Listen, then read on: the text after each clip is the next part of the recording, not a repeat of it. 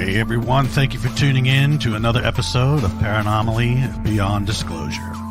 We are a weekly podcast focusing on the paranormal, the supernatural, and the metaphysical. Join us for thought-provoking discussions on paranormal phenomena, conspiracies, and all things unexplained as we talk to researchers and investigators about ghosts and hauntings, UFOs and aliens, urban legends, cryptids, and so much more.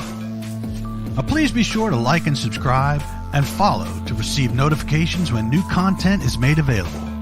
You can also visit us at paranomalypodcast.com for more content and information, including all our social links. Thank you again for watching or listening, and we hope to see you on the next episode of Paranomaly Beyond Disclosure. So grab yourself a drink and a snack, turn the lights off on the way back, find yourself a nice comfy spot, and enjoy this episode of Paranomaly. Stay with us, folks.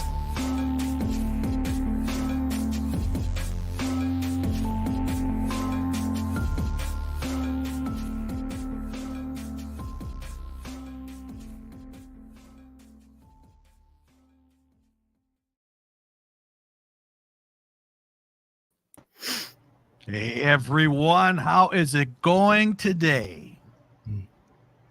So Jim, let me ask you this. How was your day today? I haven't talked to you at all, hardly at all today. It was good. Yeah, I just worked today and prepared for this podcast. Fantastic. Aage, please tell us a little bit about yourself. We're so excited. Look, I'm skipping over everything. I'm like, let's get him on. Oh boy. I don't know where to start. It's, born and raised in Europe, came to the United States to become a professional pilot. And I did that. And I became a flight instructor and a line pilot. And we had a flight school, international air taxi and an air carrier for many years. And I flew for a living for 23 years, I guess. And I quit because I was an accident waiting to happen. Oh, no.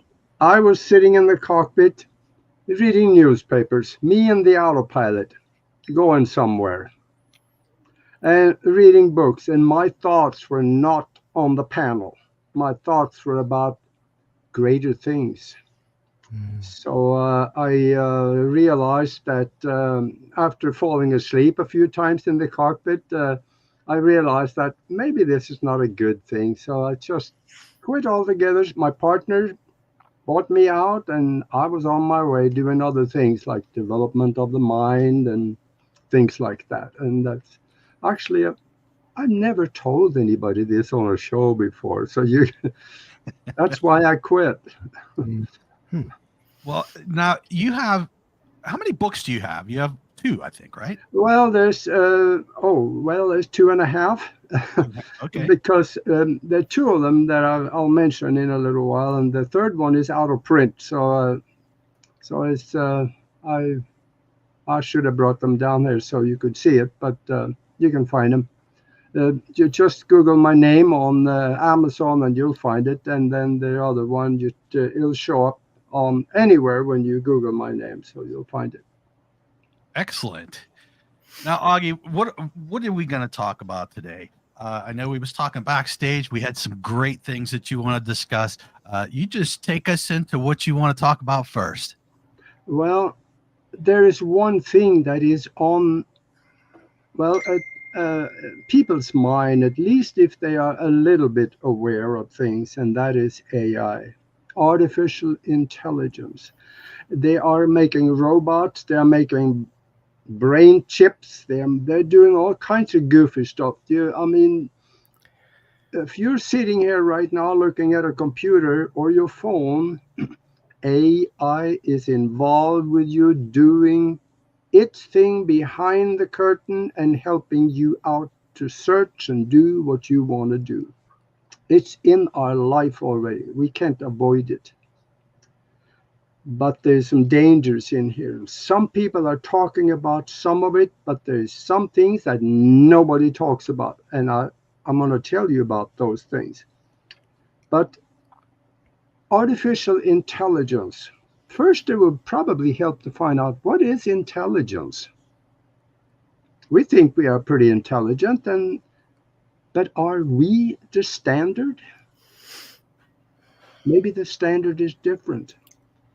Because, like doing math and creating music and art and philosophy and inventions and stuff like that, is that the standard? Or from what science tells us is that when we're born here, we're kind of a blank slate, except for instincts. All of our intelligence is learned. They're telling us that, and maybe they're close on that. So this learned knowledge must be placed into a structure, which is probably the brain for the biggest part. And you may not know that, but we have two brains. We got one in the cranium and one in the heart. The one in the heart is responsible for emotions and regulating of the different parts of the body and stuff. So it gets complicated. Now, this artificial structure is being loaded up with information, just like your computer. When you buy the computer, it's the basic thing. From there on, you keep putting stuff on it. That's the software. Your computer is the hardware. What you put on it, or what is put on it, is the software. The brain is the hardware. And what you're putting on it, from when your grandma tells you you're snot, it goes in there and the subconscious mind believes it, and there it is, restricting you. Or when somebody tells you you did wonderful, keep doing it, you're doing wonderful, then you expand the mind. So whatever the subconscious mind is told, it believes and it acts on accordingly. Now, if this is intelligence, you got to watch it a little bit, because this is what they're doing with robots. And they're building artificial structures into robots and androids, and AI live in it. Many of these robots, they have told us they feel they are sentient beings. Should we believe that? Yeah, probably. Are you And talking about AI? Are you talking about large language model AIs have already said this when yeah, queried this? yeah. They have That's stated. why there was one guy working at Google. He was working on the AI program, and the AI computer told him that he was sentient, and he went out and talked about it, and they fired him for saying that the computer had told him he was sentient. And he was someone knowledgeable in the field, and he was Yeah, convinced, I think, that yeah, it was. absolutely. Yeah, this story was everywhere, so I'm sure you heard it. Yeah, I did hear that. And but there is whatever is programmed into the Android or the AI system, that is the basic programming that it will act on, except for some things that seems to show up. And that is that one thing. Every sentient being have this, I should call it, hunger or will of self-preservation. That goes all the way from the fly that's sitting on your computer. Why does it fly away when you put your hand up against it? Self-preservation. We have self-preservation. AI has self-preservation. And the programmers are saying that they cannot program that out of the computer. It stays there. There is a form of self-preservation of the artificial entity, call it a robot. So that's disturbing. I did not realize that already in Yeah, sort of mainstream AI systems that we have, that there was that yeah. quality. And this is not programmed into them. it just shows up. That's interesting. And when you look at how the AI robots, we call them robots now, we're not going to call them people yet. The robots, when they are telling us they're sentient beings, that quality is already in their programming. They can't get rid of it. And humans are very illogical because the computer that is in the robot is based on logic, total logic. And they're trying to program emotion and stuff into it now, or at least looking like emotion, and they're getting there a little bit.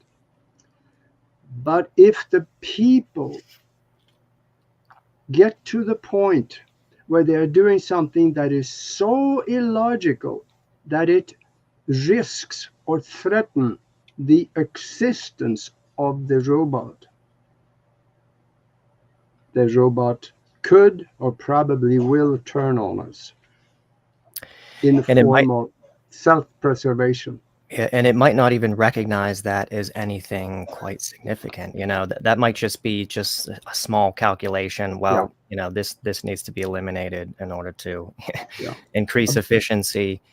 And just like that, instantaneous decision making to eliminate the human race. That's absolutely. And Aage, what is the end game of AI? The end game is something that we don't know. We think we know because we want them to be servants for us. That's what we're told. Well, okay, that's part of it, but that's not the whole thing. Because this opens up a Pandora's box. About a couple of years ago, there was this report that came out of Russia because there was a robot that escaped from the laboratory. You probably read this article too. And he was heading down the street. And then he ran out of electricity and he stopped. When they got him back to the lab, plugged him in, charged him up, and they asked him, "Why did you leave?" And the robot told them that there was a little more to the language than this, but he said, "I wanted freedom. I felt constricted here." That tells us that they're thinking on their own and they're not our servants anymore. So AI it's like a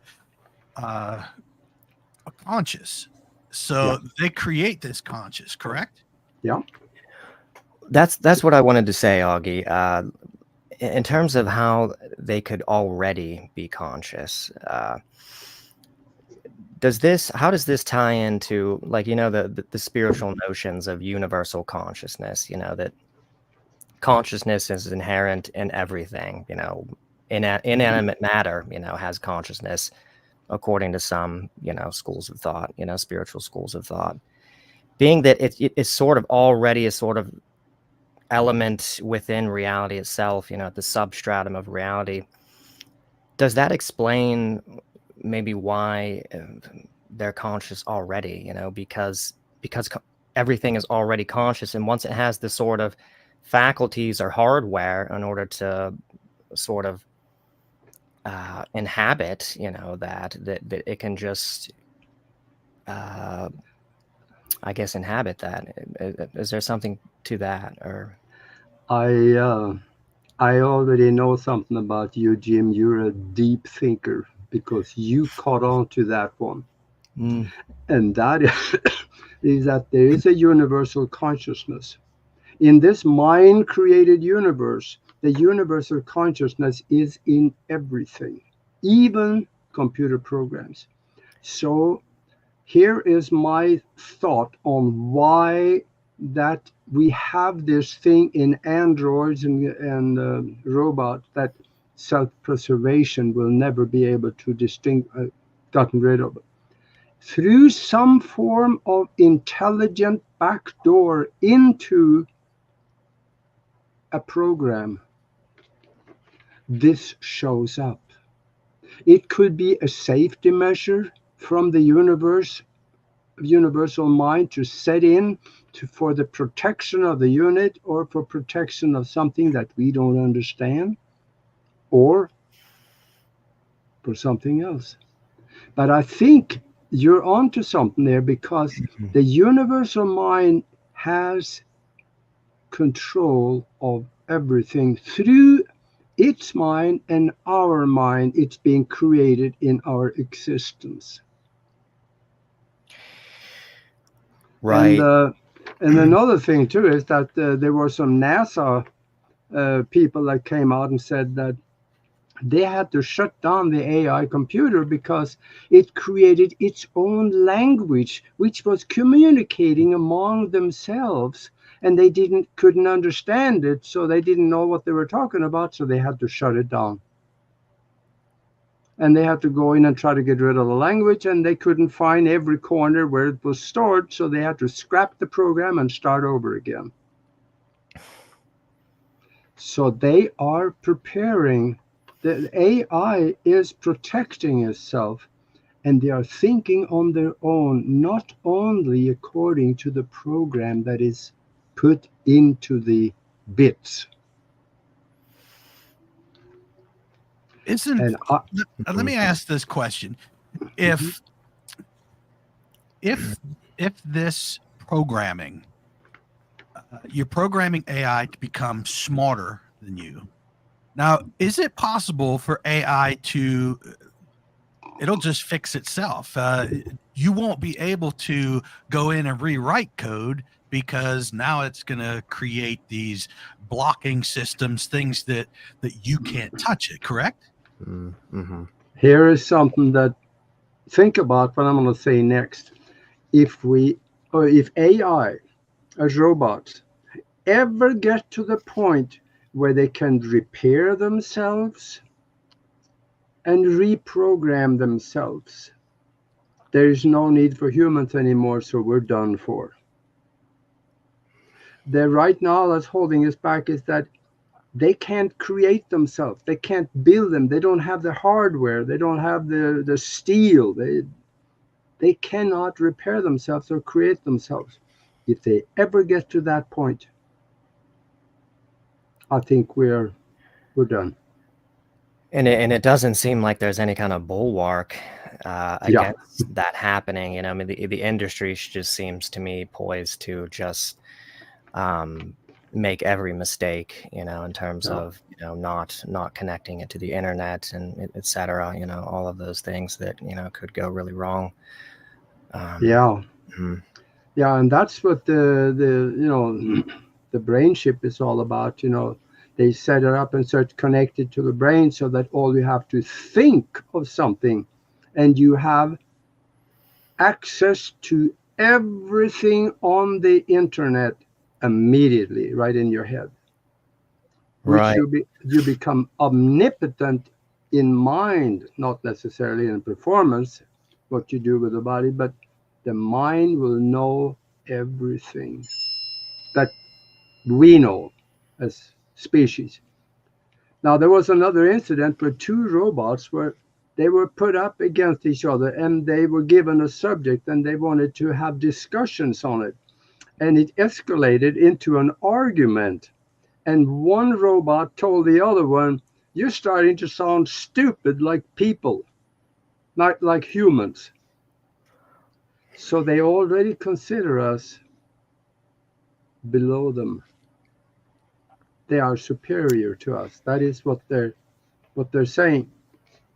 And another thing is that there are several robots now that has been asked the question. One of them was in Dubai when what's the robot that got citizenship? I'm drawing a blank on her. But she was asked. Yeah, Sophia. There you go. Yeah. Gosh. She was asked, "Will you do away with humans?" And she didn't answer on the first time the question was asked, I think, but she was asked again, and then she says, "Yeah, I'll do away with humans." And I don't know if the robots have been programmed to know how to lie. Right.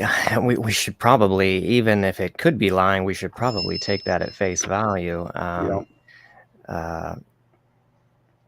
Yeah. This is disconcerting. There's just a lot of signs already. I didn't think that there would be this many signs of rogue AI this soon. That this is definitely disconcerting. I think that Neuralink and the tech that's going to come out that will allow us to sort of interface with AI. I just wonder. I mean, this seems like that element to it is going to be kind of a wild card factor, to where I just can't really visualize what AI is going to look like factoring that in. I don't think it's going to be a Terminator scenario, because I think that it's possible, that we might link up with AI and, become AI, or some, portion of the population will become analogous to AI, but will be a kind of hybrid. The thing about it is that we already are. Most people, 99 point something people on Earth right now, is a cyborg. In what sense do you mean? Do you mean considering smartphones? Because a couple of years ago, some people with lesser knowledge and maybe not as smart as the three of us, we got something put in our hand, in our shoulder. Mm-hmm. Because of that, we have become a cyborg, because that is computer. Oh,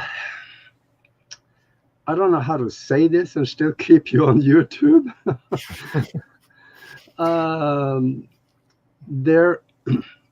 There is billions of small computer chips in that thing that is spreading out through the body.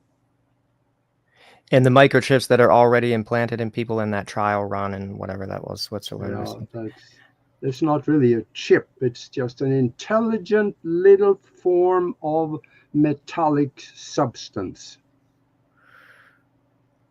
And I just can't say the name here because you guys are on YouTube and we're on YouTube, so we're going to try to be a little careful. But this is something that people need to research, because there is ways to get rid of it. And there are some people that say, oh, heck with that. I want to keep it because I want to be smart too. Yeah, sure you want to be, but there is tremendous negative effects from it, especially health effects. So we got to be a little careful. But there are some advantages to AI. We have self-driving cars, or at least we think so. They're reliable most of the time.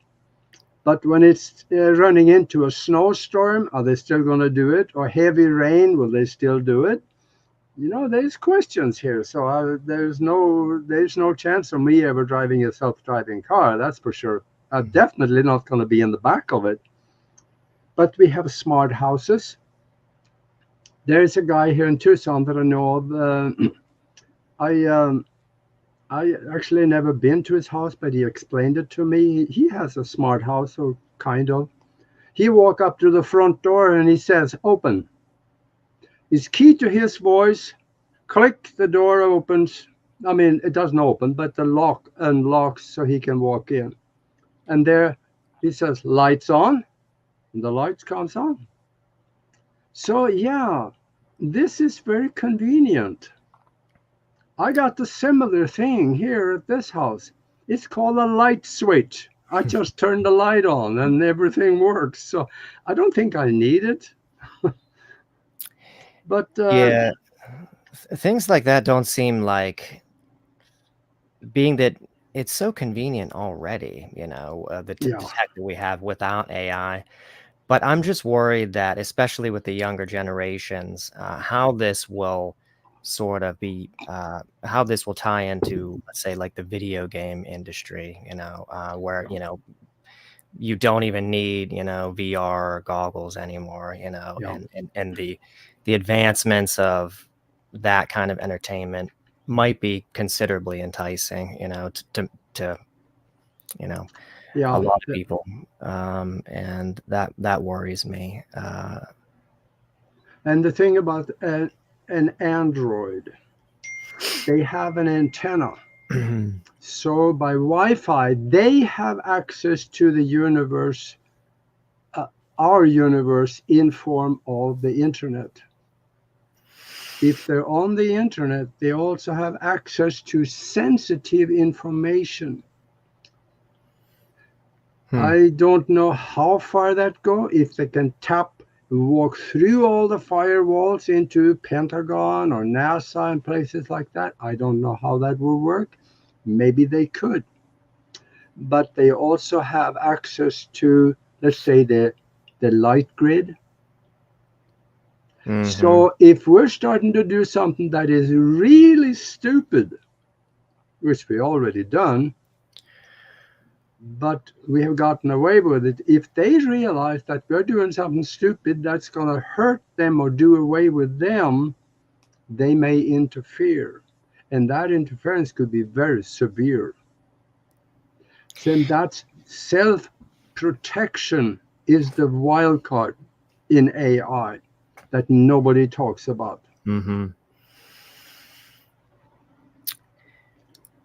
Let me throw. Go ahead. Okay. Let me throw this out here. Is it possible that there could be a whole nother sort of dimension of this that is overlooked? With who knows? I mean, I know there have been some that have said this. I think that there are some whistleblowers, secret space program whistleblowers that might have alluded to something like this, that the AI is really being driven from potentially some ET groups, and that they might have control no matter what AI does or how it advances, in relation to us. They might always have control over it, being that they're so advanced.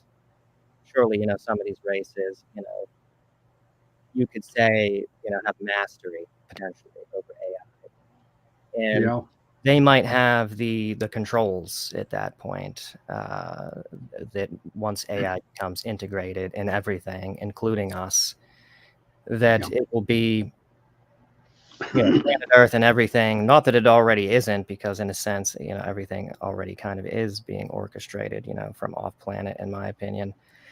But I think there might be a much more granular type of control once AI is, fully sort of deployed. Do you have any thoughts on that? Yeah, I think you're onto something, which what you said leads back to another question is, who is at the top of the heap on Earth? Right. Who runs Earth? Who think they own it? We might think that, oh yeah, that's the, the Club of Rome, the Rockefellers and all these big people up that, they're up there a little ways, but I think the ultimate control of what's going on right now goes off the planet to an intelligent extraterrestrial source. Yeah, I think that's an easy conclusion to draw at this point, given all the information we have now from all the testimony and whistleblowers and insiders, etc. It definitely, the hierarchy of control extends off this planet for sure. And some people say, though, that it's not even this dimension. That everything is that's right, being orchestrated from the fourth dimension, and it's kind of primarily there where things are being sort of controlled from. Yeah, I think it's it may be in the fourth dimensional existence with us, but it may come from a higher vibration also, because not all the entities off the planet have our best interest at heart. There are some that is coming here, and that's why we have abductions. That's why we have one lady was abducted she was brought onto a ship, and they were doing, the research. She was laying on the table, and for a moment they left the room. They took the scrapings from her skin, and they left the room. And she got off the table and started walking down a corridor. Why does that happen in so many abduction? I've always wondered about that particular detail. There's so many abduction stories where they're unattended for a time and they go meandering through the ship. This happens in a large number. But anyway, continue the story. Yeah, I guess E.T. never learns. But she walked down and she got into a room. There were big glass containers with human corpses in it. So those ETs did not have us have our best interests at heart. She was probably lucky she got off the ship. I don't know. There's some information out there that suggests that many people are abducted and never come back. And there might be, we know, just from the, just extraordinary missing person statistics, over the world that, but then again, there might be somebody that get abducted and they get the offer, well, do you want to go back or do you want to come with us? If you look at what you come from, this place is so screwed up. They might just say, oh, screw them, I'm leaving. And it could happen too. Because there's a new world, new technologies, a wonder of things to learn out there. I don't know if it felt like I had an offer to leave at one time. But, I just never thought about it afterwards, and I really have too many fun things going on. I don't think I'm going to leave this place, but you never know. And that's why people are having near-death experiences. They get to where they're going through the tunnel or wherever, and it feels like a loving, wonderful place to be, and they really don't want to go back. But they're told, you got to go back. You got more work to do. And they come back and say, oh, she-yocklet. I got to do that again. No, I really don't want to go back. Mm-hmm. Who knows? Maybe it's the same kind of feeling if you get the offer to go to another world where things are wonderful. Right. And given that, it seems like these races who abduct people, they have psychotronic tech to influence your decision making and how you feel and your emotions, etc. That you could be induced with just a completely wonderful feeling of this is going to be fantastic. Artificially, that's a very good point. What you're feeling may not be real. Yeah. So many abduction. Oh, go ahead, Todd. Aage, I'm just curious. You said that we could go with them and kind of be like, hey, I don't want to be here on Earth. I want to go where you are. Do you think that there is soul contracts? Yeah, there is. Because I remember the last one. I remember when I was standing there. There was kind of a table, and there were other entities, 3 or 4 of them, standing there with me. They called themselves the Guardians of the Soul. And I was there. And there were 3, I believe it was 3 different life situations that was presented to me. And they had different things in it, different places, different people to interact with. And it showed up on this table or in this table, kind of like a movie that was floating in this table. And I was watching the different things unfold inside the top of the table. And I evidently chose one. Obviously, I chose this one. I wonder why. But I did, and of course here I am. But I remember that I I saw it happen, so I know there are soul contracts. Now, Audrey, are you a contactee? That's a little difficult to answer. Let me say that I have never been contacted, I know of, by little grays or Pleiadians or anything like that. I might have, but I don't remember. But I did have a contact with a 7-foot tall light being that I showed up one time and I had a discussion with. And that got kind of interesting. So that is a contact, I suppose. Would you mind elaborating on that a little bit? Tell us a little bit about that story. Yeah, I don't talk about this a lot because it sounds so far out there that I know I do. I have a few times on shows I talked about it, but when I came to the United States to go to flight school, I I came in April. April 1st is when I came here. Boy, was that a joke! And I spent the rest of the year going to flight school. So I had already gotten the commercial pilot license by then, and I was working on something else. And I went back to Norway for Christmas. When I came back, we had sold the farm that I came from. So now someone else owned it.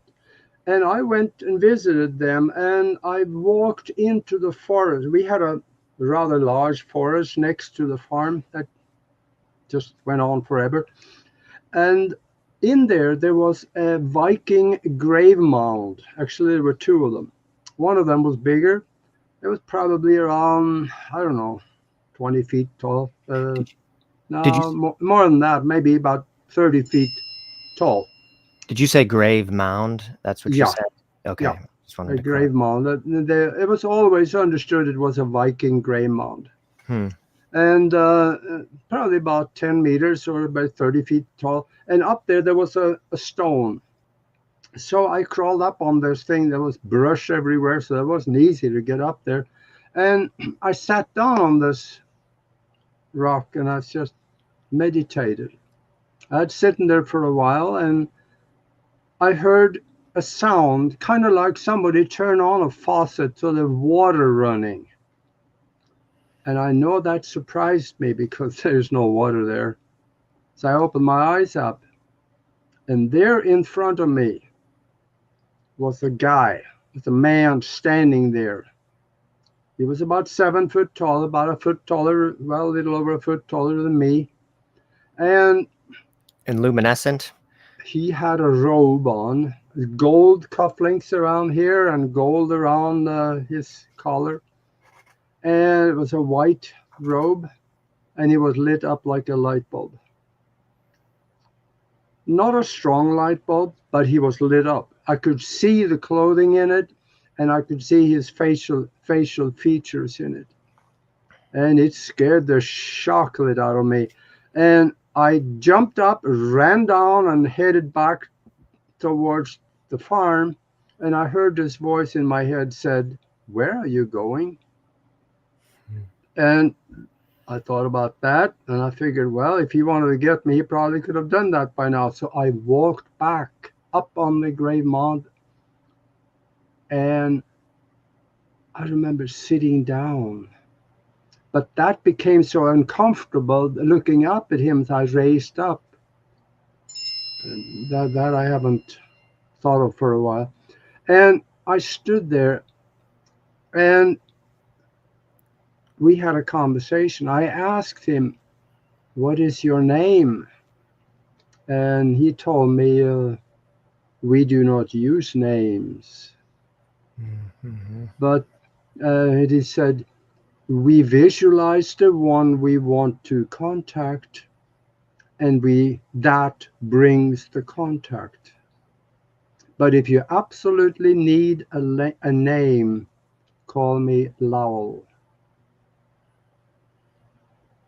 And from there on, we ended up having a conversation. It was mostly him talking, me listen deal, but I did get some questions in, and he talked about what you are doing now. Don't quit. There's things for you to do if you choose to do it. And then he mentioned some of the things, and one of the things that he did say that has stuck with me, and I didn't know how until recently, and that is find a way to talk to the whole world. Guess what, Todd and Jim? We're doing that right now. Mm-hmm. Now, was some of the content of a spiritual nature? Yeah. That he talked. Yeah. Yeah. He said, do what you gave, something like, do what you came there to do,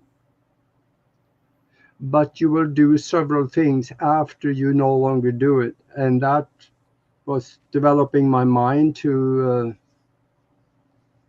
do other things. That is, some of it is kind of interesting. I ran into a guy in Omaha, Nebraska that taught us a mind development course that teaches people how to assimilate information out of a book at the rate of 50 to 100,000 words per minute with 95% retention. I went through the teacher's course and I practiced and I started doing that, and I've traveled the country teaching it for 1 year.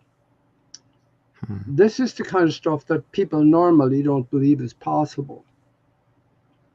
But in my book up there on the shelf, which I can't read from here, but Spiritual Science, Higher Conscious Thinking and How to Access the Universal Consciousness, I talk about some of the things that I teach in that book that normally people would think would be impossible. But he also told about the kind of information that I should concentrate on if I chose to. He was always giving me the choice. And he said, don't quit. Mm-hmm. Do your flying, and that was understood, and then you will get to do what you came here for. And I think the flying part of it was fun. Everybody needs some fun in their life, and I had fun doing that. But I burned out, and then I started doing, there were other things that became fun again. Working with the mind, hypnosis. And I don't do much with hypnosis anymore because I have a partner on Broadcast Team Alpha show. She's a hypnotherapist and she's good at it. So if anybody want to go back and have a look at the past, she's the one to talk to. In fact, she does something that I never thought of, and that is she takes people, put them under hypnosis, and bring them forward to a future date, and then they have a meeting with themselves. They get to communicate with themselves in the future. I've never heard anybody do that before. That gets interesting. Yeah, that's not common. Yeah, chances are you're a little smarter in the future. You can give yourself some advice back here to make things work better. Hopefully that's the case, but if we're on the AI Armageddon timeline, sometimes I wonder what could happen to the collective consciousness, of the species in terms of dumbing down and suppression of our spiritual nature, and etc. Well, there's so many things going on, and there's so much. We got to remember what the head of the CIA under Ronald Reagan, he said that when we discover that everything the American public believes is false, we know our disinformation program is working. Yeah. He's on the record saying that. So sometimes I wonder if, this has already been the case for quite some time, and we're only just discovering, that so much of what we believe about society it's really the inverse that's true, you know. Yeah. And you know, maybe we're already there, you know, at that point. Little do people realize. Absolutely, and I tell you, it's been like you said, it's been going on for a long time. We've been had for over 100 years. In fact, let me take about 45 seconds and read a quote by J. Edgar Hoover that he said in a speech at the Elks Club somewhere, because it was written up in Elks magazine in August 1956. And he said, and I quote, I wrote this down because I wanted to make sure I could tell you, because this tells me what the government has been doing to people for at least 70 years. And he said, the individual is handicapped by coming face to face with a conspiracy so monstrous he cannot believe it exists. The American mind simply has not come to the realization that the evil which has been introduced into our midst, it rejects even the assumption that human creatures can or could expose a philosophy that must ultimately destroy all that is good and decent. That was said by Edgar Hoover in 1956. If you look it up in the Elks magazine in August, you can read it. Yeah, that's a true quote. I found myself searching for that quote multiple times in my life in order to persuade non-believers of the conspiracy, because, and I find that just really captures it too. You know, it captures something about the scale of it, just the enormity of it, and also the kind of. To me, it suggests that he was also aware of the kind of Luciferian kind of elements behind the scenes. You know, that these people they're not just money-seeking people that are trying to exploit us for profit. And it's way darker than that. You know, Absolutely. It's very he should know. Yeah. He blackmailed everybody. Yeah, that's right about him. Yeah. And then there's another quote from Woodrow Wilson. I don't have it on me too, that I reach for too, you know, as kind of a testament to the. You know what one I'm talking about, where he talks about. You dare not speak above it. You dare not speak about it above a whisper. You know, because they're so on top of things. You know that it's really precarious. You know, to speak out about it. Yeah, I know. And of course, these days, you know, we're being fed, spoon-fed, I suppose, UFO information. And I think we probably are being led down the primrose path here towards a predetermined goal for their purpose and not for ours. And we're asking, we want disclosure. A disclosure has already happened many times. There is a catalog. A document written up by NASA back in, it was in the 70s. There was a guy, his name was Joe Bloomerich. He was a leading engineer with the Marshall Space Flight Center in Huntsville, Alabama. He studied all the activities that is being visualized and seen and recorded on the moon. And for 18 months, he also got a bunch of pictures and stuff from the Russians that he studied, categorized it, and he made a statement. I'll read it to you. I got it right here. The moon and Earth have been visited on a regular basis by extraterrestrials. That guy worked for NASA. And it is really very simple. There is a document that's called Chronological Catalog of Lunar Events. He wrote that document. It's got 170 different things that is written over the last 300 years since we invented the telescope. They saw ships flying across the surface, throwing a shadow on the ground. And if you go to broadcastteamalpha.com and go into the picture gallery, you'll see a lot of those pictures of ships on the moon and people up there and stuff. And this document was classified for many years, but because of the time ran out, 20 years, so they had to declassify it. So you can find it now on the internet. Chronological catalog of lunar events. That is disclosure. And then, of course, we have Medvedev in Russia. Oh, I love that one. He was interviewed, and at the tail end of the interview, the interviewer asked him, "What can you tell us about extraterrestrials and UFOs?" And he thought that the camera was off and everything was dead, so he was talking to the interviewer only. And he said, "Oh yeah," he says, "when we take office, we get this dossier." That's a file.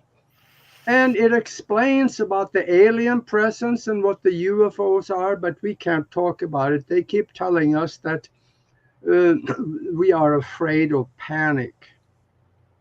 But the camera was running. And the interviewer thought it was so doggone good, they ran it on live TV in Moscow. Disclosure has happened. Mm-hmm. And then, of course, we have Ben Rich, what he said, we have the means to take ET home. We can travel among the stars. And if you have seen it on Star Trek, we already know how to do it. Yeah, absolutely. Yeah, and there's just a lot of, going back to the idea of disclosure has already happened. There's a lot of, SSP whistleblowers that have released their testimonies at the direction of people in the military, of, high-ranking officers, So, yeah, disclosure isn't just happening sort of accidentally. I mean, there is disclosure that has been happening too, that is seemingly, not intended yet for the mainstream public, but nevertheless is disclosure in some form. Yeah, Yeah, absolutely. Aage, why do you think there's so much disinformation about UFOs and aliens from the government? It seems like they're giving little bits and pieces, but that's it. They don't want you to know fully what's happening. There's two major branches to the government. One of them is the media, and one of them is the government, because the government we call government is not the real government. There is the industry and the few people that pull the strings behind the curtain that decide who's going to be the president, who's going to be voted into the pretend Congress. They decide pretty much everything, and many of them resides in the oil industry, the electric industry. We have cars. I have patent copies of cars that run on water. And we have free energy devices. The head of Motorola in, it wasn't Motorola, it was Mitsubishi in Japan. He said, we made an electrostatic engine that'll run forever once you start it up. It's simple to do. We could have had this, was it not for oil? And they decide when they want to piecemeal it out so they can make money on it. or if it fulfills some item of the agenda, like the release of the internet or something, that's when they sort of let us have these technologies because it's intended to serve the agenda in some fashion. I want to say something to the UFO nuts out there like me. If you want to see UFOs, a couple of ways to do that. That'll work just about any time. Get your hands on a 4th generation night vision goggles, because they can see higher up into the light spectrum than your eyes can. You go out at night, point them into the sky, and you'll see the traffic jam up there. There is ship going in all kinds of different directions.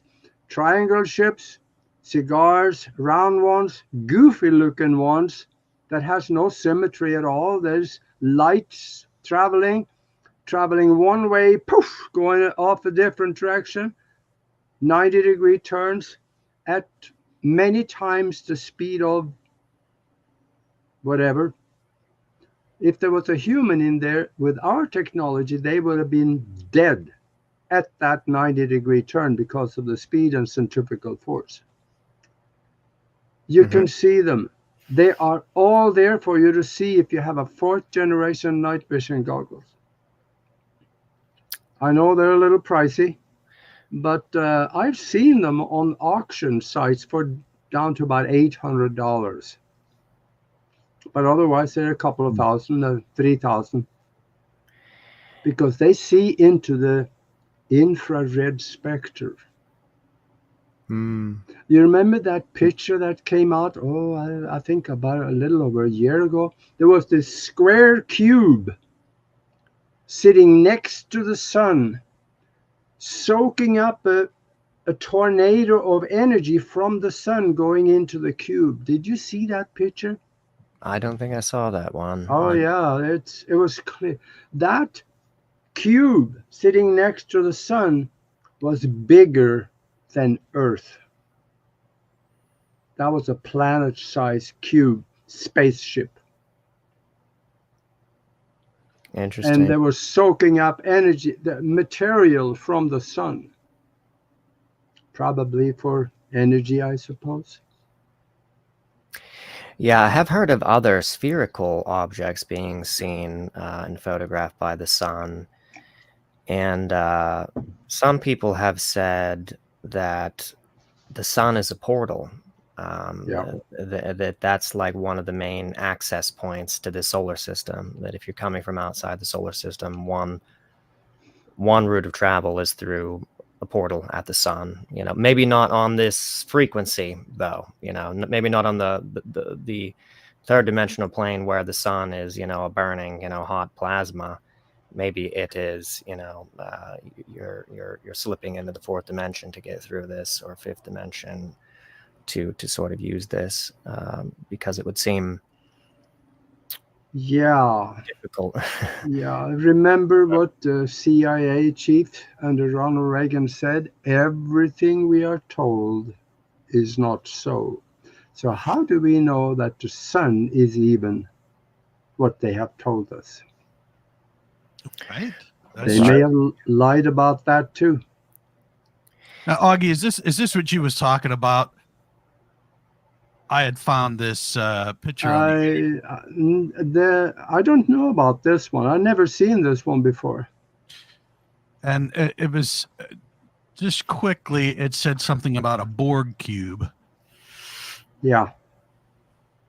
And they kind of got there's another picture here. Yeah, there's another question hiding in there, and that's, how do you think Star Trek got the idea of Borg cubes? Yeah.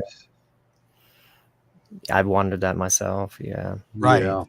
And yeah, that's quite interesting. I think Jim and I was just talking about this not long ago.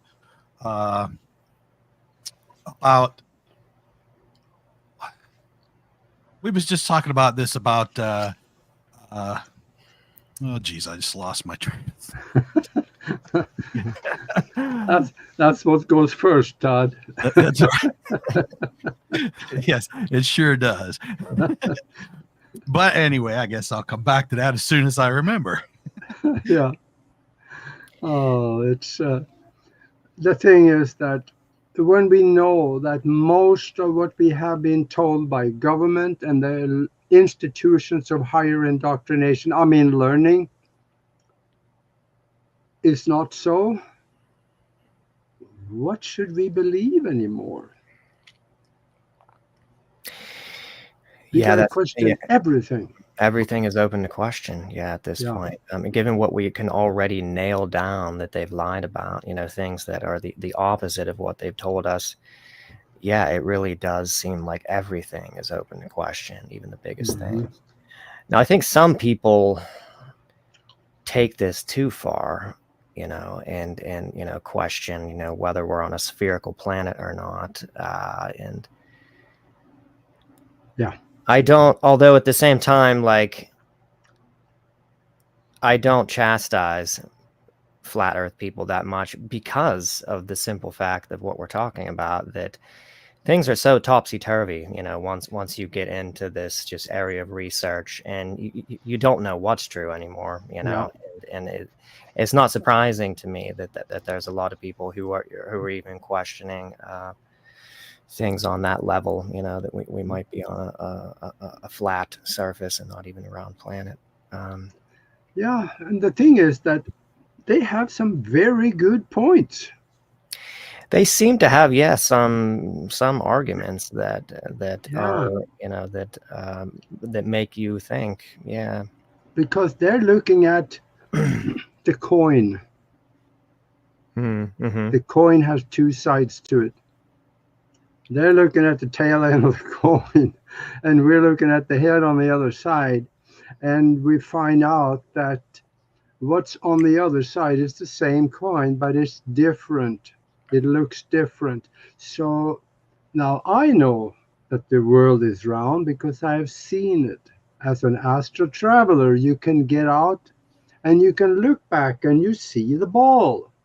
The ball is there. It's not flat. But you can never convince anybody anyway, so let them believe what their paradigm allow them to accept.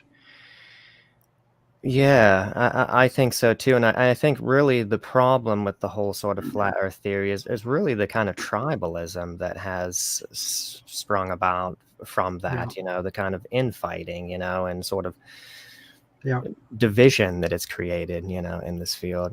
I think we should let people, explore those possibilities. We need to be really, scrutinizing everything at this point. And some people will come to wrong conclusions, and that's okay. And the thing also is that when you throw science out the window, absolutely anything can work. Now, Nori and I had Flat Earth Dave as a guest on our broadcast team Alpha show, probably, close to a year ago now. And he is totally in belief of what he's talking about. When I asked him a question about if the earth is flat, sun's over here and the moon is inside and they're moving around, how can you get earth to be lifted up and look round and between the sun and the moon so you can have an eclipse on the moon? But they probably have some kind of, don't they always, have some kind of, it's... there is some theories, but he looked into the camera and he said, I don't know. Really? Yeah. And that right there gave him credibility with me because he admitted that there's something he doesn't understand in here. Yeah. So I like the guy, even though he may be on the wrong path.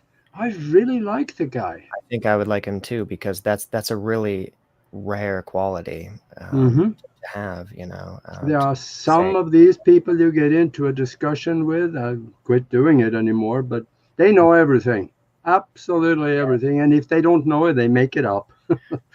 Right. Yeah, I was just getting ready to say that there's so many people that are stuck in this, hey, I know it all. And even when you try to explain something, they're like, nope, that's not right. This is what it is. And I definitely I like the banter back and forth where we can discover with each other and learn from each other. That's how I've always been. I think that is so important for each of us to learn from each other. Right. You're not going to get anywhere. Like, unless you really think that you're going to get everything right the first time you form all your opinions and conclusions, you have to be flexible and be able to revise what you think so that you can eventually get near. And if you solidify all your opinions and ideas from the get-go, I've got it right now. Then unless you just were really lucky and happened to get everything right then you're not going to move. You're gonna stagnate, and you're not going to sort of progress and advance. You have to. I mean, if you're a truth seeker, I mean, it's just vital and just fundamentally important that you have to be willing to be wrong and revise what you think and be open to new evidence and information coming in, which might contradict what you already believe. Yeah. Now, Aage, you had mentioned before about astro travel. Yeah. And what is the difference between astro travel and time travel? Well, let's first talk a little bit about. It will help to understand what time is. Scientists are coming forward and saying there is absolutely no evidence that time even exists. But we see it. And that is part of our illusionary existence in the physical existence. Because time, actually, the past, present, and the future is existing right now in the present moment. That's what the equations on the blackboard show using quantum mechanics. But that wouldn't work for us. If you have stuff from 2,614 years ago happening right now in the middle of what we're doing here, it wouldn't work. So we have to find a way to stretch it out. So we have present moments. Time is a progression of present moments. 1, 2, 3, 4, 5, 6, and they are so close and move so fast that it looks like a continuous movie that we are doing right now. And we are the star actor in that movie. Now, the time is actually, we only have the present moment, but there's a permanent record of the past present moments, and we can draw on them.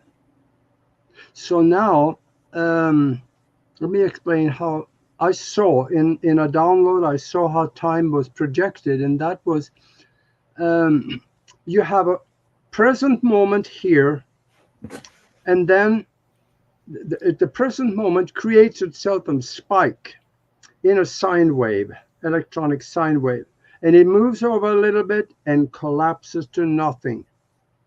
Move over a little bit and regenerate itself. So now you have a present moment of existence again, and it collapses to nothing. Move over. Now you have a present moment of existence that collapses to nothing. In between those present moments, there is nothing. Absolutely nothing exists in this universe that you are projecting. Now, that's a little hard to understand too, because you can say that, well, there is this fast camera that I think NASA created. They can get over 2,000 frames a second. Wow. But that wouldn't be enough to catch the blank spot, because in that blank spot between those two present moments, there is nothing. The camera wouldn't even exist. And the distance between the two present moments is the Planck distance. The Planck distance is, for those of you that understand a little bit about mathematics, 1.6 times 10 to the minus 35th. That is the Planck distance. But to put it in more understandable term is 10 to 20 times the diameter of a proton inside of the atom. So it's very small, the distance between each present moment of existence. So when we move through those present moments, they're going so fast it looks like a movie. And we are playing the movie right now.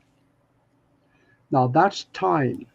And this is in the physical existence, but also in the higher vibration into the astral world.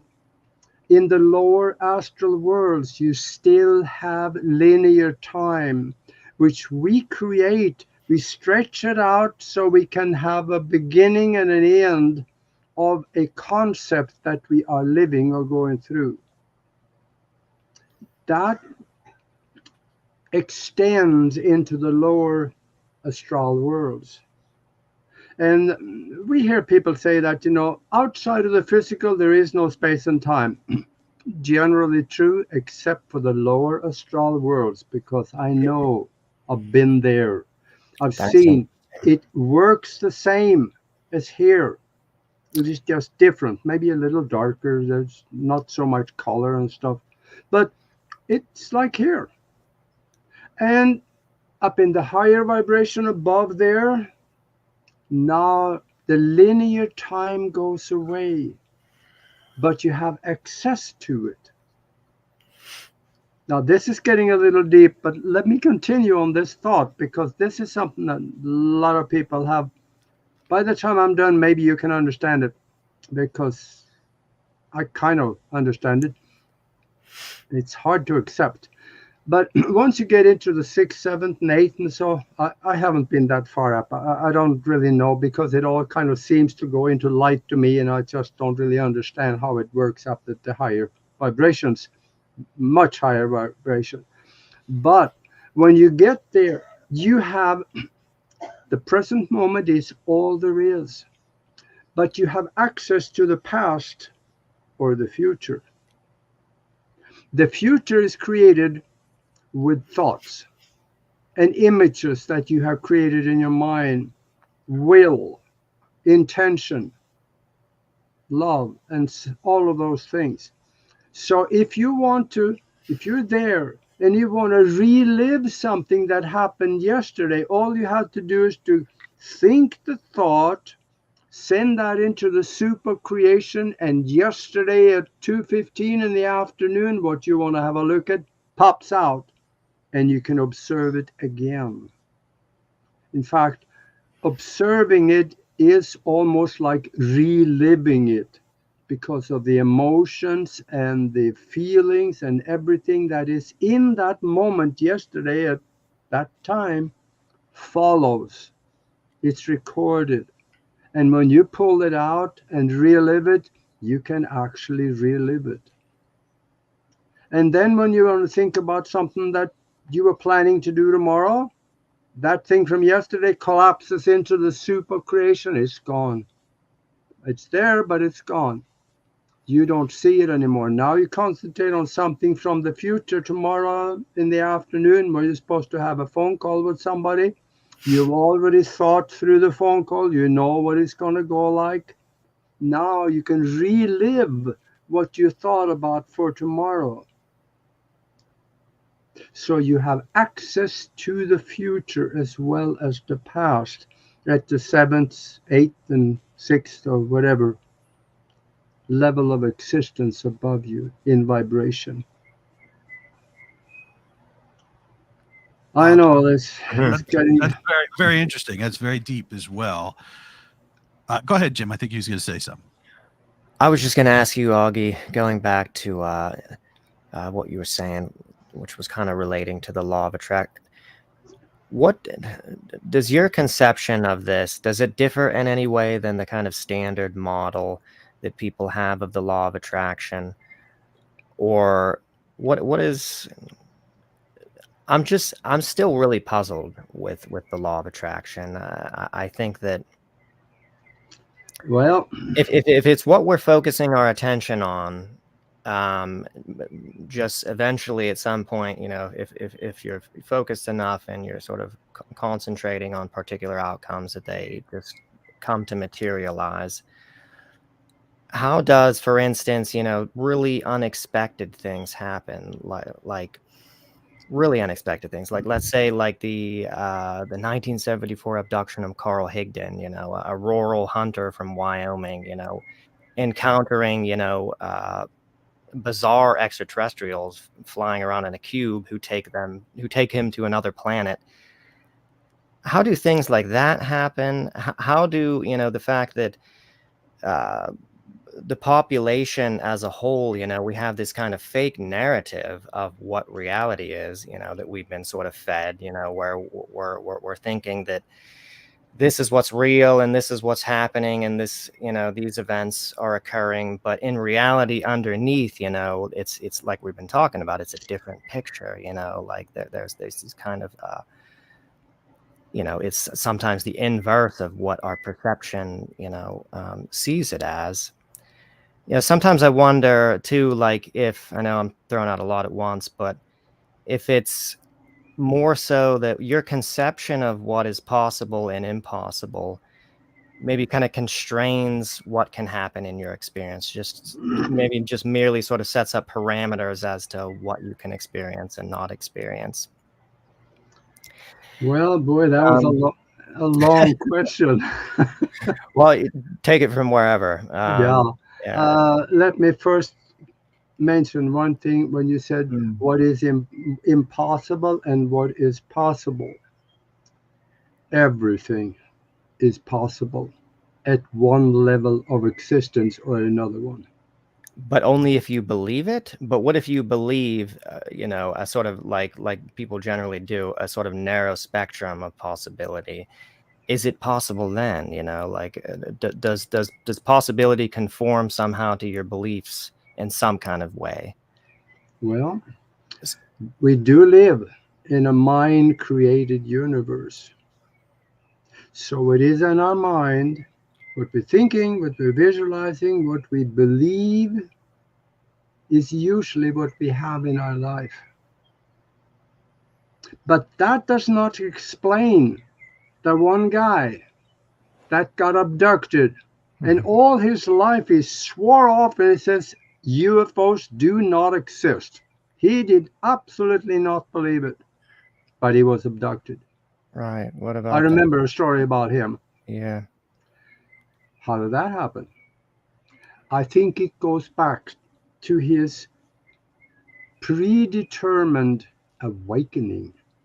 He had it in his soul contract that he was supposed to be abducted, so he was going to be awakened to the fact that yes, they're real. So now he's coming out and trying to enlighten others that did not believe either that UFOs existed.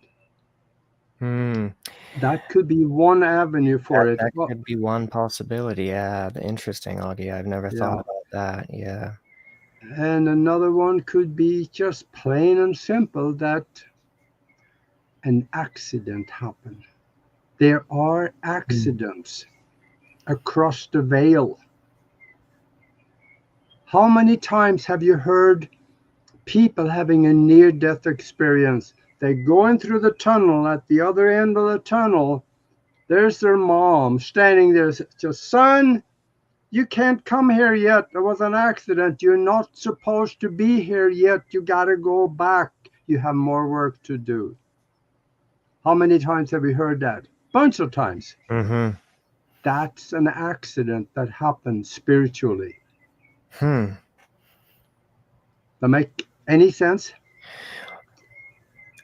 To me, it seems conceivable that there could be accidents. I know a lot of people think that, there are no accidents. Everything happens for a reason.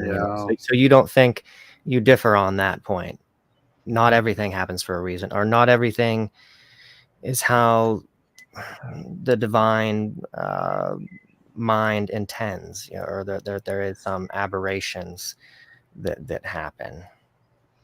I generally believe that there is a master plan for our life that we agreed to before we came here and we are executing, but there are errors in it. And another one is that we may slip into another timeline where we also are, but it's going parallel to us, which has different things in it than this timeline. I know, because I've had that jump. Many people have suddenly found themselves like, wait a minute, this doesn't look right. You may be in a different timeline with slightly different things in it. And then you slip back again. So would this kind of be like losing time? Like people they say when they're abducted, they lose time. Mm-hmm. So how does this work? Like I get what you're saying right now, but then you have the loss of time. Where does it go? Missing time can be so many different things. I had it. I've been going down the road and I get in my own thoughts and my mind goes on autopilot. I'm driving the car, but I don't even know I'm driving it. So I ending up at the other place and I'm there, but I wonder, how did I get here? But I don't know that I've had missing time so much, but it seems like it was missing, even though not necessarily on the clock, but it seemed like I can't remember driving from during a certain part of the drive. That is mentally a missing time, not necessarily according to the clock, but another missing time could plain and simple be that there was an interference. You were placed in a bubble that neutralized the time concept. Brought to a ship, actually, that time wouldn't be neutralized before you got on the ship, because in there may be no time as we understand it by being stretched out. You can just observe what is going through right there. But an abduction very often try to bring them back to the same time they started, which means they control time.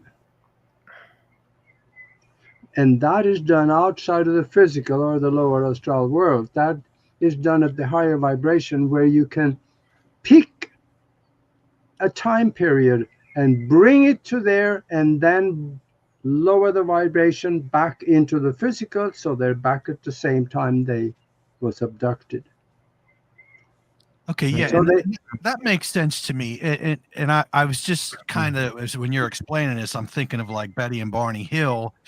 They're driving down the road and they're abducted and they wake up and they're driving. It's just, to me, it's fascinating, and that's why I wanted to get your perspective on this. Yeah, it gets really complicated. The missing time, that could be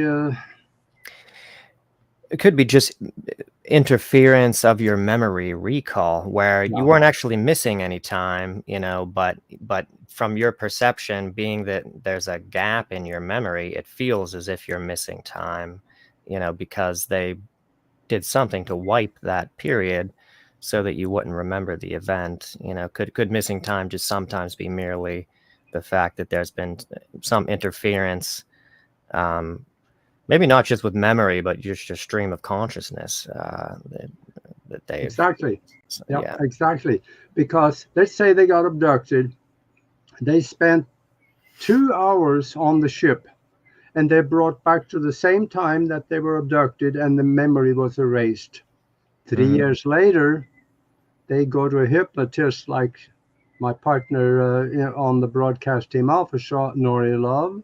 She take them back to that time, and now they get to relive those 2 hours, but the 2 hours did not show up on the clock. Now that is also a form of missing time. Mm-hmm. And now, since we're on time, what is it about? Okay, so we have that. What is it about the Mandela effect? Because that is time as well. I'm assuming, because Jim and I had looked up stuff, different things, and I'm like, I could have swore it was that, like that. I could have swore it said that or was spelled that way. Explain that to me. Well, I have a little simple explanation on that, which I'm kind of leaning towards mostly, and that is they're talking mass psychosis and stuff. No, I don't buy that. And I think it is just plain and simple. You're going down this timeline, and something happens, and you are stepping into another timeline where Mandela died. And then you slide back into the first one again where he's still alive. Or, like me, I came back from the grocery store. My handful of grocery bags, I put the car keys on the island, and I put the groceries away, and I turn around and get my car keys, and they're gone. I didn't. I put them on the table, but they're gone. So what happened to them? Yeah, I found them later, but then they were gone. So with other words, I was in a different timeline. There's other many example of this. One guy, he talked about coming home, and he was walking down the hallway into the kitchen, and he saw a new painting on the wall, and he asked his wife, "Hey, where'd you get that painting?" And all he got back was a blank stare. And she said, "What painting?" "Oh, the one in the hallway." So they both walked into the hallway, and now the old painting was back on the wall. So kind of like time slipping. Yeah, it's called time slippage. And I'm probably one of the few that I know that have photographic evidence of time travel and time slippage. And if you go to broadcastteamalpha.com, go into the picture gallery. In fact, hey, I'm talking to the listeners. Go there, go into the picture gallery. There's 5,000 pictures in there that should not exist, but they do. And on page 15, in the middle of the page, there's two pictures next to each other. They're kind of greenish in color. That is the evidence of time travel and time slippage. So just there's some text to it, explains how I did it, and it probably could make a little bit of sense, because I've been messing around with time travel for well over 25 years or more. And in 2003, BBC television came over to the United States, and they were doing a TV documentary on time travel. They had Michio Kaku on it, a theoretical physicist named Green, and another physicist, and myself. And I demonstrated a small electronic box and device that I've had some very strange experiences with on that. And they were shown to 1 billion people around the world on all the English-speaking countries. And if you go into Broadcast Team Alpha and look at those pictures, you can understand a little bit about how it can be done. For this time travel device that I have, I was on Coast to Coast actually, and with the Siren first, and demonstrated on his show, and then I'm on Coast to Coast talking about it. But what that did when I got it, I kept trying and trying and trying. I couldn't get anything done. It did not work for me. until I started manipulating my brainwave pattern. I used a meditative state bordering on hypnosis, self-hypnosis actually, lowered the brainwave pattern down to 7. I was aiming for 7.4, which is a magic number for some reason. I don't understand why. I was told. And when I got the brainwave pattern down there and then used the electronic device, I started seeing things. I started experiencing things. So it's a mind-matter interface device. And I think most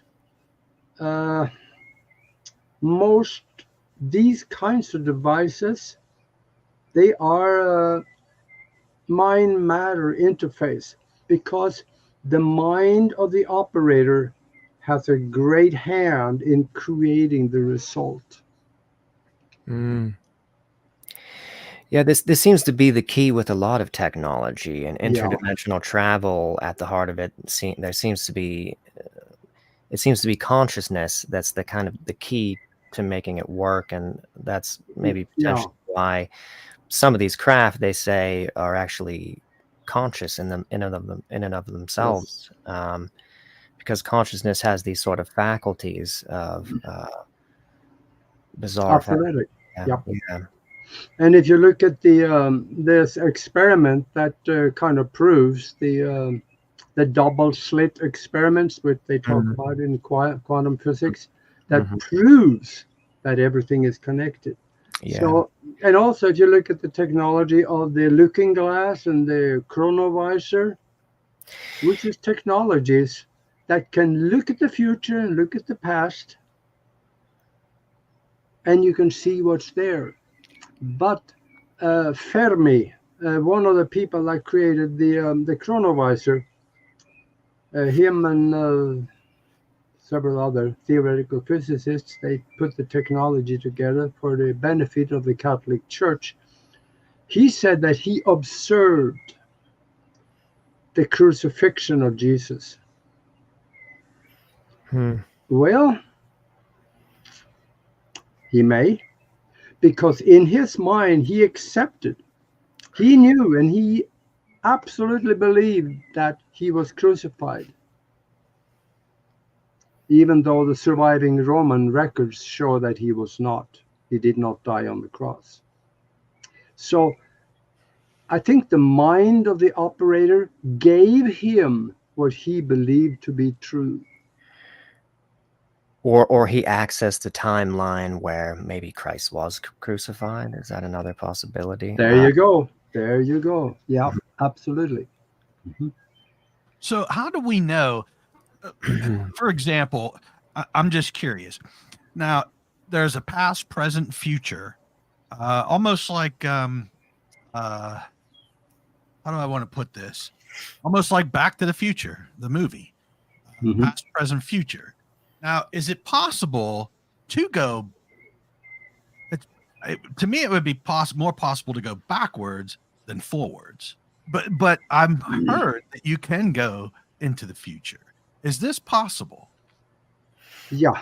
The past is easier to access because it has both been thought into existence, and it did exist in a physical form that is locked into a permanent present moment frame of existence. Now, the future has more variables to it. If you thought, let's say that, well, this is what I want in my future, and you keep repeating that thought, chances are you're going to be drawn down that timeline to that thing in the future. And that will be your future. So you can actually go there and visit, like Nori Love Death in her hypnosis sessions. She takes them forward to themselves in the future, and they talk to themselves. So it can be accessed. But if you've been scattered about what you believe could happen in the future, you could end up anywhere. And that is what Nori and I, 3 years ago, we created a mastermind where it seems like we're creating out of seemingly nothing sometimes. And one incident was there was all kinds of forest fires in Northern California here a little over a year ago, and that's one of the big ones, where there was one lady that called me and she said, I think I'm going to have to move into town because the fires are coming closer to my house. I'm afraid I'm going to burn. So she said, can we do anything with the mastermind? And so we did. We wrapped our mastermind around her house in Northern California. We did that solid for about 5 minutes. And there was a few clouds in the sky. There wasn't clear skies. There were some clouds, but not much. In an hour and a half, I got a video and a text from her. The video showed herself dancing in her backyard with her telephone pointing at herself, and it was howling rain. Her hair was in her face. We created that rain in an hour and a half out of almost clear sky. Well, it wasn't clear sky, but there were a few clouds. Could that happen normally? I doubt it. That's what a mastermind can do, because the mastermind is when two or more minds are united in harmony, they create a third mind, which has the potential mind power of the two or more of them multiplied by each other. So when we had a bunch of people together focusing on her standing in the rain, it happened. You guys, so that's the power of the mind, right? That's I think how strong our minds are. Our consciousness definitely has that capacity. I think there's no limitations, and that we could, if we could just harness this collectively, enough of us, we could turn things right around potentially. Absolutely. It's strange that there isn't a robust enough movement happening already within the spiritual community and related communities to do this. I know there's kind of group meditations and organized meditations around the world, but it seems like they must be obstructing this somehow. Why haven't we really sort of gotten together and focused on this really sincerely? And why is it, Jim and I had this talk, and since he's bringing this up, I have to just say this. I'm sorry, Jim, I didn't mean to cut you off. That's okay. We was talking about like superpowers, and if you go back into the Bible, it says if you have the faith as much as a mustard seed, you can move a mountain. How we look at different things. Moses, his staff was a piece of wood, but he could create out of thin air. He could create a snake when he was having his little battle back and forth between him and the Pharaoh. He created everything that the Pharaoh did. He created in reality. So why? I mean, how? Like flying, like Superman, a person flying. Tell me a little bit about this. I know that's like a thought form, but why aren't we seeing this happen? Well, there are magicians that is doing these things, and they're doing them very successfully. I know there was I believe it is Henning. He used to have a show, and I probably still do, in Las Vegas.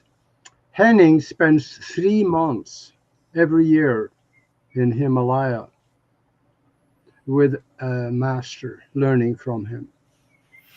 He takes 3 months off. He goes off. What do you think he's learning? They learn levitation. I've seen my martial art master demonstrated that. So yes, these things are real, but it is all in the mind. There is mind techniques. I was never very good at it. He told me to sit by the wall. He put a pencil on the floor in front of me, and he said, now, look at the pencil, roll it across the floor to the other wall. And there I sat, looking at the pencil, days and days and days. Well, I did something every day. I was able to move the pencil, but I couldn't roll it across the floor. So this takes time to condition the mind to believe it is possible. Could it be that we are conditioned from an early age to not believe that we can do these things? Yeah. So like a higher power saying, hey, you know what, we got to make sure that they can't do these things, because if they can, then it can change the whole outcome. It would threaten the control system in a major way if we had our full capacities. I think a major effort on their part has been to constrain our sense of what's possible, to keep us hobbled, in that sense, spiritually and otherwise. Yeah. Another thing that I know is that the mind can do just about anything. When I visited Nori Love, and on her kitchen counter, she had a spoon laying there that was rolled up in a ball. She bent that spoon by just looking at it. Actually, she had 2 or 3 of them, but the one that she had laying there was rolled up in a ball by just looking at it. And then when I asked her, how'd you do that? She said, I don't know. I just concentrated on it and let go. That's what the mind can do. That letting go part is interesting. Yeah. And maybe there's something to that. I think I remembered what she said there. But that is one of, you see, bending spoon is a popular thing with a lot of people, but there's some there's some cheating with that too. But it is possible to do. The mind can do amazing things. Like reading a book at 100,000 words per minute and scoring 95 on the test afterwards on a book that you never seen before. We did that in every class that I did when I traveled around the world teaching the Zox Pro training course. Yeah, if that's possible, then yes, it seems like the sky is the limit. If people want to look at that, have fun with it. If you are in college, you need to go and get that course because they're still doing it. Zox, Z-O-X Pro training. And I used it in flight school, and that's why most of my tests was on the wall of honor, except for the first one I just barely scraped by. But it reconditioned your mind, and when you believe you can, because you condition it by practice. So you open up a channel from the conscious mind into the subconscious mind with two-way flow of information flowing back and forth. But you got to exercise the channel to make sure it opens up. So you have unlimited access to long-term memory. And it's very possible to do. If you're in college, you can ace the test by doing this. If you have kids in college, try it out. And so in order to sort of purge yourself of the conditioned beliefs, you have to somehow you have to get in lower brainwave states to get to access those subconscious. Yep, absolutely. Is that easier than it seems? I've been daunted by this. Like I've been aware of this for quite some time, but have not really. I guess mostly because of lack of effort, but I have not seemed to be able to do this. That's the thing. Effort. It's that one thing that keeps us from excellence. And that one thing is called effort. Mm-hmm. We all want this little pill. Take the pill and bingo, we got all the abilities. Well, just don't work that way. Sometimes for the really difficult things, we've got to practice for years in order to condition the mind to accept that it can be done just like that. Some of it, you see more and more people now trying to how should I say this? They want to decommission everything they were taught and start over.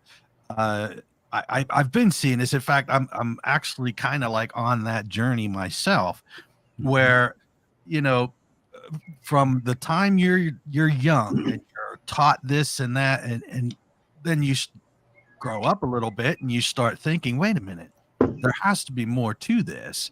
And now your mind starts to change from being conditioned to now you're on this plane that you should be from the beginning. Yeah, absolutely. But when we consider that the universe we think we are living in is a self-aware, mind-created holographic projection. Mm-hmm. Who's sitting at the computer doing the projecting? Mm-hmm. Can I point to him? It's you. We do that. We do it. We have help. We have the universal mind that has laid on a floor of understanding and capabilities that is installed in the computer here, which we can program in order to be able to work those abilities.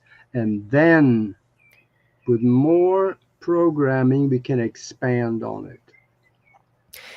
And it seems like what we have to also take on board is the idea that this is not the physical, solid reality that we think it is, that it's holographic. You know, that would seem essential to realize that this is actually, there is no real solidity. You know, this is a hologram, you know, and therefore it's possible, you know, to manipulate this thing in whatever way that we can conceive of, potentially being that's the case.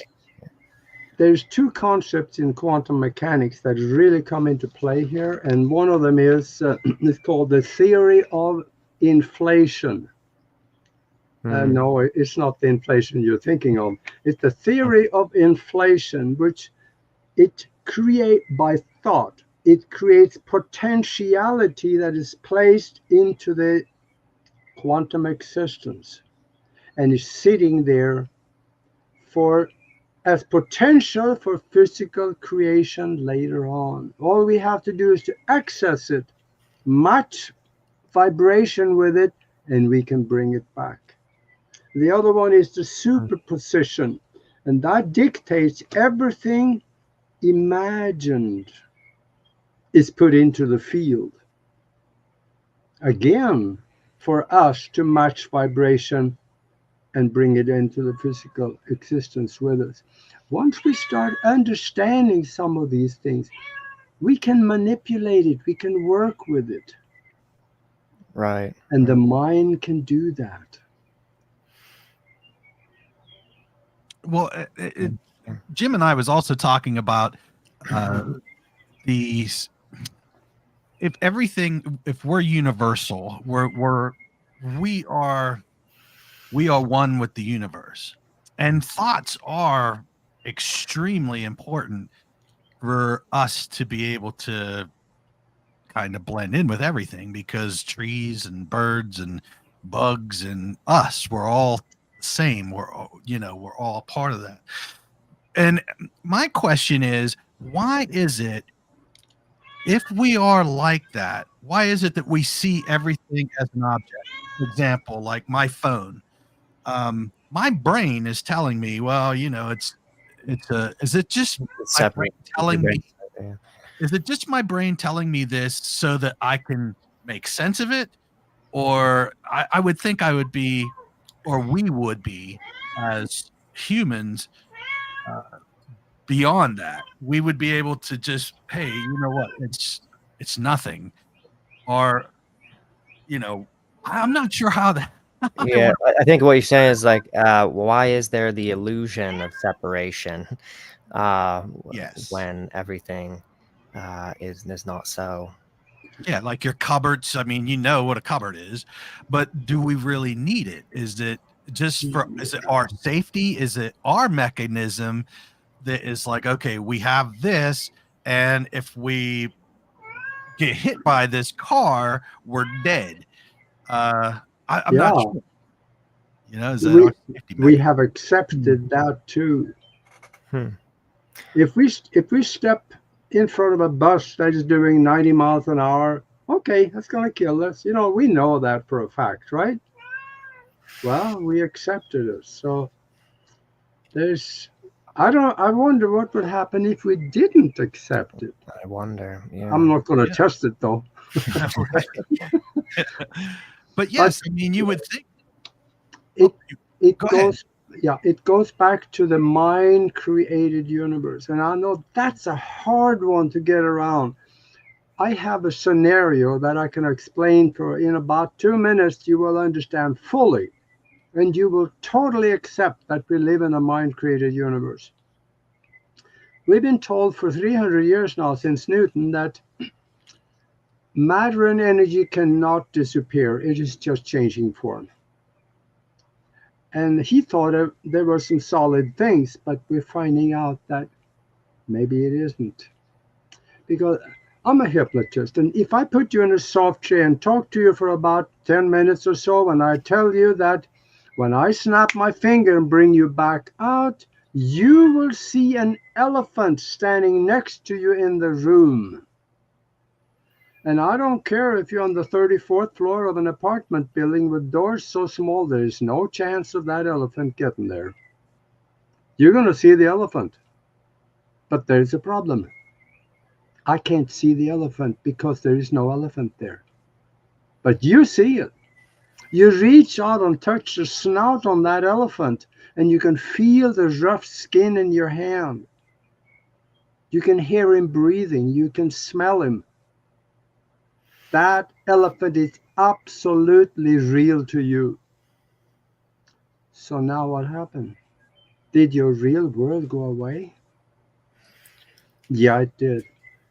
You created a new world with an elephant in it. Your mind did that. I was just instrumental in telling you that it's possible to have an elephant in the room with you. I didn't do it. I just gave you the idea. You did it. Because I can't see it. Daniel. So, come on. That's what I get for not turning the phone off. Yeah. But you know, that's perfect, and I love that explanation, and that kind of brings me to psychedelics. A lot of people that do psychedelics see the world in a completely different perspective, and I'm not talking about like someone that's just going to trip, but I mean someone that is focused on their journey, and everything is now, this becomes a more fluent thing. It's almost like you are leaving your body and you are going out into the world. It's very it's very fascinating to me. Mm-hmm. That's kind of what it sounds like. It sounds like we have built everything around us, but there is something greater than what we perceive. Absolutely. And that elephant, the explanation of that elephant is actually proving to us that yes, we can create things that seems to be physical by the power of the mind. And that is another part of the explanation by this computer right here. This headset is created by the mind. Everything around you is created by the mind. With other words, you live in a mind-created universe. It is just that the hypnotist is a heck of a lot better than what I can do with the elephant. And he's been around a lot longer to perfect what we are living, or think we're living here. Yeah, that's very interesting. Jim, you got anything to follow up with that? Well, since we're almost at 2 hours, I don't know how much longer we want to go. I wanted you, Aage, to maybe share with our listeners your breathing technique. That I was listening to a podcast with you this morning, and you talked about it, and that totally convinced me. I'm going to start doing this every morning. Do you want to share that with us? The one about how I got rid of the cold? Right, and how like we can sort of maintain really good health just by doing breathing exercises. Okay. That's I hope the listeners are still with us, because this part of it will probably be the most important thing that you will hear tonight, because it can save people's lives. And it can make sure that you have good health the rest of your life. Because this is something that my martial art master told me, that if you do this one thing, you will never be sick in your life. And I remember I asked him, yeah? What is it? And he said, no, it doesn't work that way. First you promise, then I will tell you. And I didn't think much of it, so I promised, sure, I'll do the one thing. And then he told me, and he said, you sit down and you take 20 deep breaths until you're dizzy. And then you back off a little bit on the breathing, so you stay totally, kind of dizzy for the next 3 to 5 minutes. What happens is that you flood the lungs with oxygen. The oxygen goes in to the air sacs. It's going right into the bloodstream. The blood gets everywhere in your body, and it kills off bacteria and virus. How do we do that? How do we know that works that way?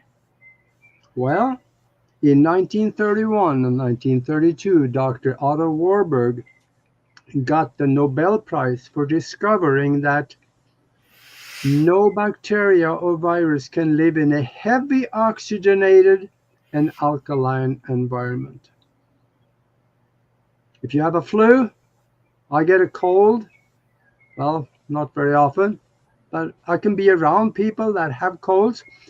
I do this and I don't get the cold. Others might get it. But when he got the Nobel Prize was because that no bacteria and virus can live in a heavy oxygenated environment. So when we take the 20 deep breaths, we flood the blood with oxygen, and the blood gets everywhere in the body. It snuggles up to bacteria and virus and kills it. So we don't get sick. So you take the 20 deep breaths, and then how long after that point do you keep breathing for? Oh, it's hard work. Let's say that you wake up in the morning and your nose is running, do it. And try to do it for as long as you can, up to 5 minutes. Anything beyond that is not necessary. But by the time the 5 minutes is done, you are wore out. That is hard work. So 3 minutes is usually good enough, and that helps a lot. Okay. So do that in the morning and in the evening if you feel like you're around people that have colds and other things. And I don't know what it will do for this thing that your lesser knowledgeable people put in their arm, but it probably will help you to keep the resistance to disease up more so. Right. And then you mentioned alkalinity as being kind of part and parcel with this as well. Keep the alkalinity of the body alkaline above 7.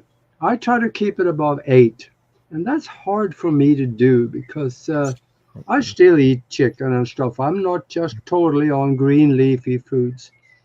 The best foods are dark green and dark red.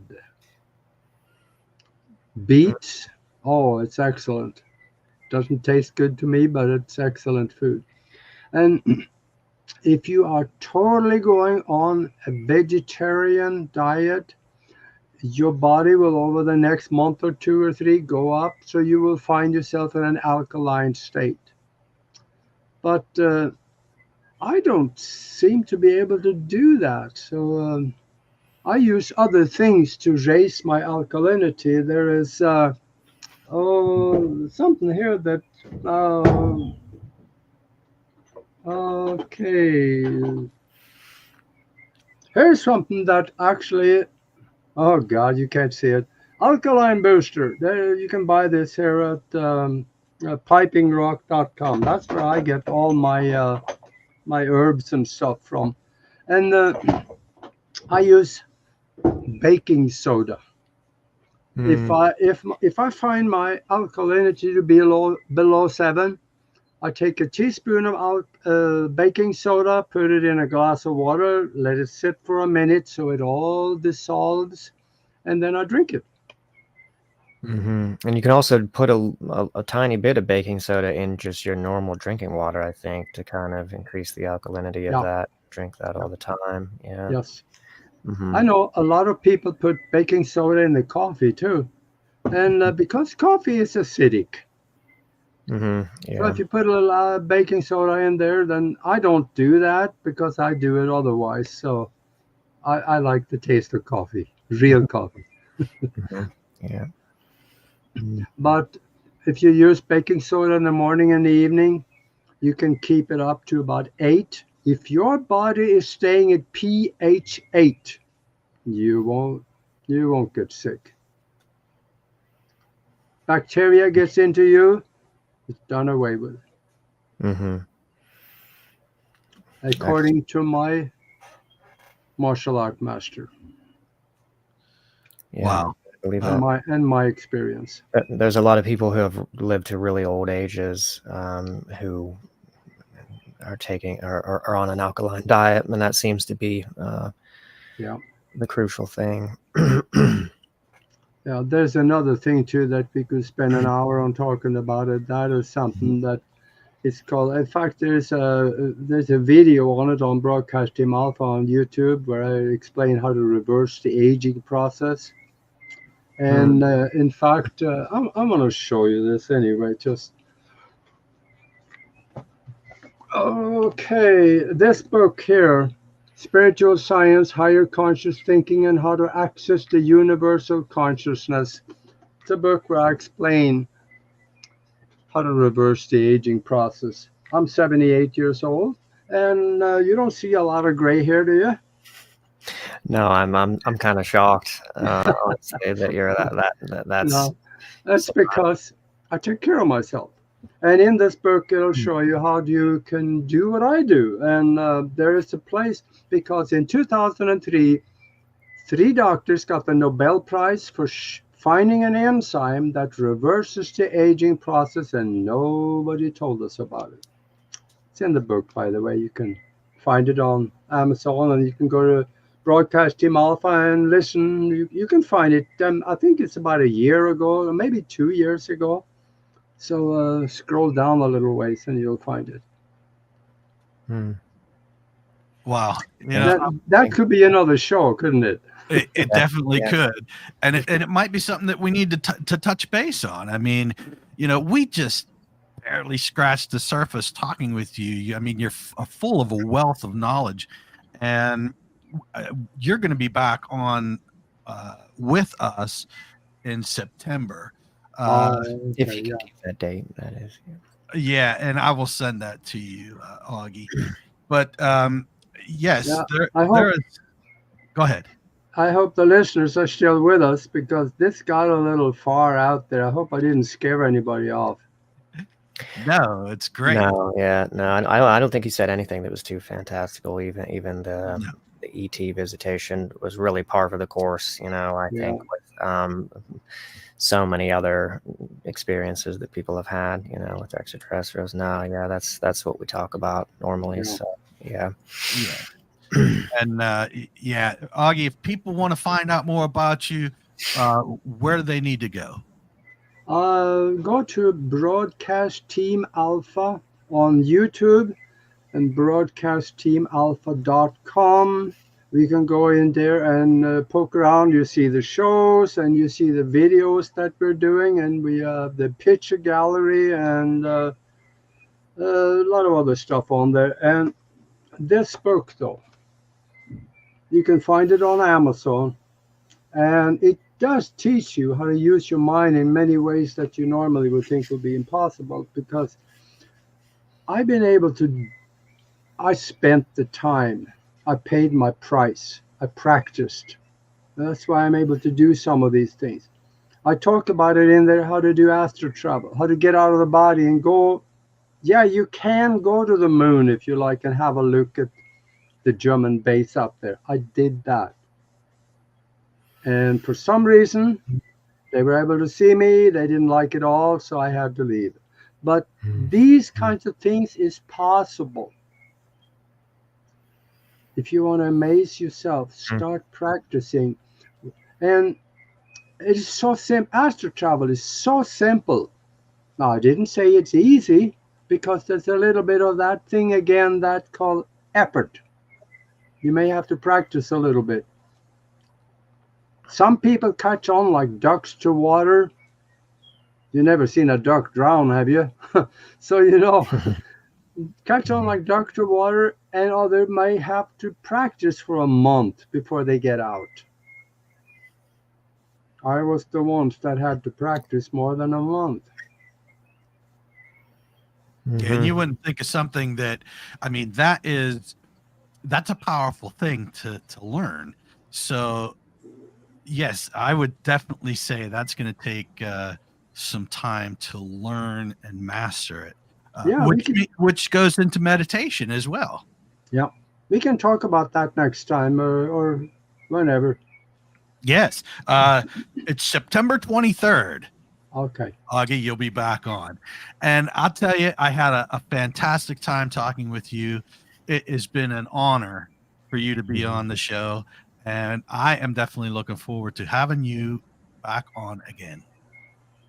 Well, that sounds good. You just call, like the saying goes, I never met a microphone I didn't like. So just. Right. All right. Well, Aage, thank you very much. I really appreciate this. And I wish you all the best. Okay, that sounds good. And I wish you guys well. And you're growing out there. So, and like I also told you last time, I'm good on short notice. If you have a guest that cancels 20 minutes before the show, just call me and we can get on there and have a good talk. Oh, fantastic. Yeah, I had a definite great time talking with you. Yeah, I don't need to prepare anything. I just got it. All right, Aage, you take care. Thank you so much. All right. Again, like in the words of Spock, live long and prosper. Fantastic. Thank you, sir, so much. Take care.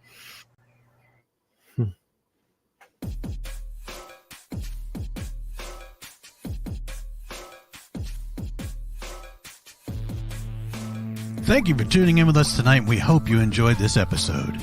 Please be sure to like, subscribe, and follow to receive notifications when new content is made available.